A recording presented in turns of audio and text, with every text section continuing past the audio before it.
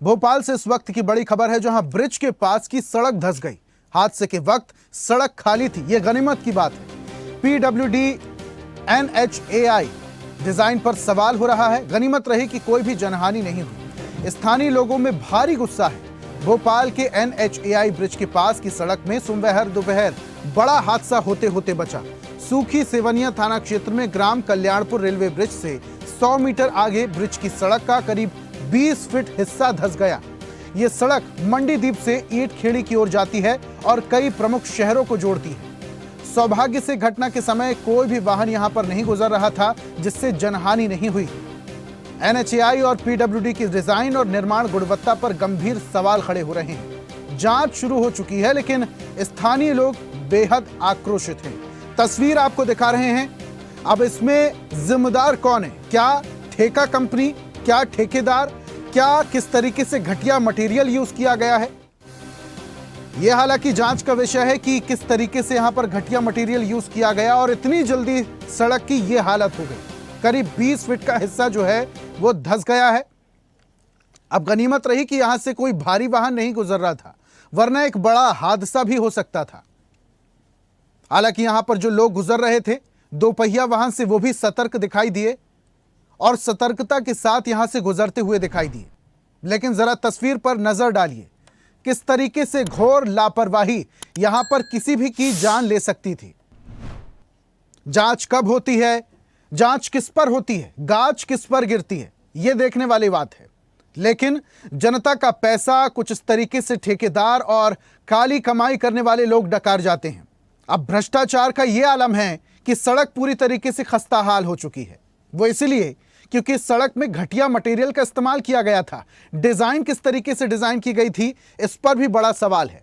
और ज्यादा जानकारी के साथ एसोसिएट एडिटर अरविंद चौहान हमारे साथ जुड़े हैं। अरविंद जी, अक्सर देखा गया है कभी बिल्डिंग धंस जाती है, कभी बिल्डिंग गिर जाती हैं, सड़कें खस्ता हाल होती हैं, नालियां चौक होती हैं, सरकारी कामकाज, सरकारी ठेकेदारी पूरी तरीके से ठप है। अब तस्वीर दर्शकों को दिखा रहे हैं सड़क की, जिसकी डिजाइन पर सवाल है, जिसके मटेरियल पर सवाल है, जिसकी ठेकेदारी पर सवाल है। कौन जिम्मेदार है इस घटिया काम का?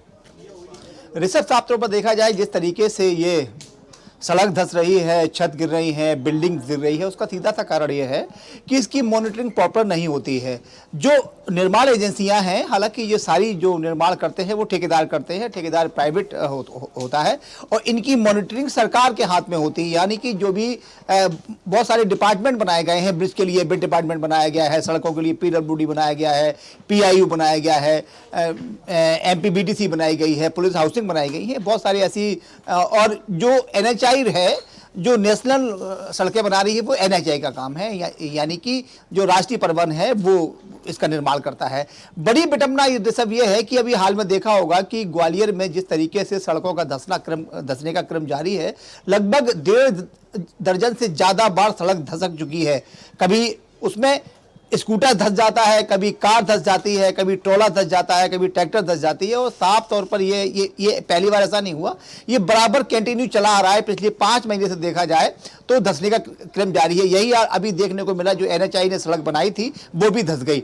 धंसने के बाद हादसे भी हुए। उसका सीधा सा कारण यह है कि जो निर्माण एजेंसियां हैं, जब किसी ठेकेदार को ठेका देती हैं तो इसके बाद ठेकेदार उस काम को पेटी कॉन्ट्रैक्ट पर दे देता है, ज्यादा कमाई के चक्कर में। जैसे मान लीजिए 100 करोड़ का ठेका है, उसने जाके 80 करोड़ में किसी को दे दिया, उसने 60 करोड़ में दे दिया, इसके साथ कमीशन भी देना पड़ता है ऊपर। तो भ्रष्टाचार की सबसे बड़ी भेंट ये जो एजेंसियां हैं, वो पूरा भ्रष्टाचार इसमें होता है। और जिस तरीके से सड़क का निर्माण करना चाहिए, जो मानक उसके है, जो माप है, उस तरीके से सड़क का निर्माण नहीं होता है।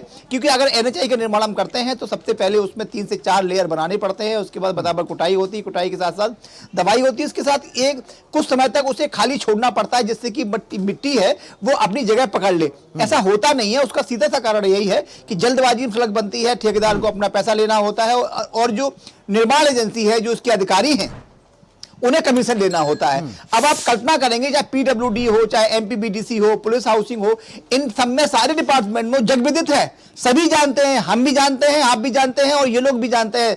ऐसा कोई डिपार्टमेंट नहीं है जो निर्माण एजेंसी का जिसमें कमीशन का खेल जारी ना हो। कमीशन इसके साथ साथ दूसरा सबसे बड़ा कारण यह है कि बिलो टेंडर जाता है। मान लो 100 रुपए का कोई काम होना है तो 80 रुपए में टेंडर होता है।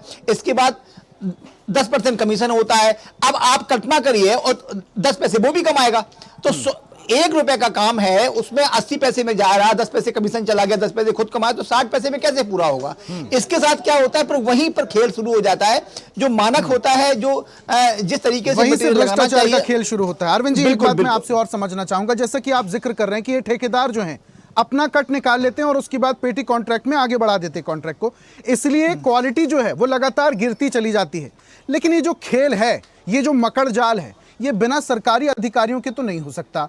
और क्या इन सरकारी अधिकारियों को सरकार का या किसी राजनीतिक तंत्र का, राजनीति का संरक्षण प्राप्त है, इसलिए कुछ नहीं होता, इसलिए पूरा मामला अक्सर ठंडे बस्ते में चले जाता है? ऋषभ, इसके लिए एक बड़ी अच्छी कहावत है, चोर चोर मौसेरे भाई। अब आप कल्पना करेंगे कि जो निर्माण एजेंसियां हैं, एमपीबीडीसी गवर्नमेंट की, पीडब्ल्यूडी सास की, पुलिस हाउसिंग सास की, पीआईयू सास की, एनएचएआई सास की, ये सारे सरकार के उपक्रम हैं और इनके ही अधिकारी दूसरे विभागों से आकर, ये परमानेंट एम्प्लॉय है। जो इंजीनियर, एजुकेटेड इंजीनियर होता है, उसकी सैलरी लगभग 2.5 लाख रुपए होती है। इसके बावजूद वो 50 पैसे का खेल, 60 पैसे का खेल, 1 रुपए का खेल प्रत्येक के पास जाता है, तो हिस्सा बढ़ते बढ़ते 4 से 5 रुपए, 6 रुपए, 7 रुपए तक पहुंच जाता है।